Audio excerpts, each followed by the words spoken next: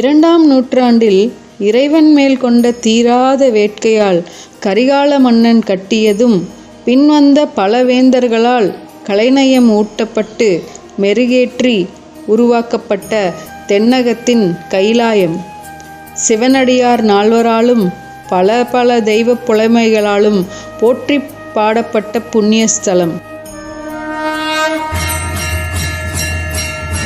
சிலம்பு தெரித்து சிதம்பரத்தில் விழ நடராஜ பெருமான் ஆடிய ஆனந்த தாண்டவம் இந்த மேல சிதம்பரம் என்னும் மோட்சஸ்தலம்.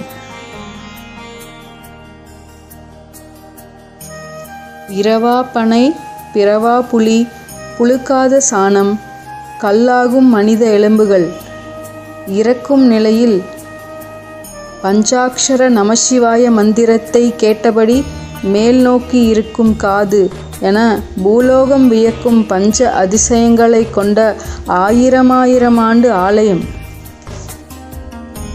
மாற்று சமய மன்னர்களும் மகத்துவம் உணர்ந்து மண்டியிட்டு இறைவன் வழி நடந்து அருளாசி பெற்ற ஸ்தலம். இந்த பூமியில் பிறப்பதன் பிறவிப் பயனான முக்தி என்னும் இலக்கை அள்ளித்தரும் சர்வம் சிவமயமான இறைவன் இருப்பிடம். ஆம், அதுதான் கோவையின் மேற்கே இருக்கும் பேரூர் பட்டீஸ்வரர் ஆலயம்.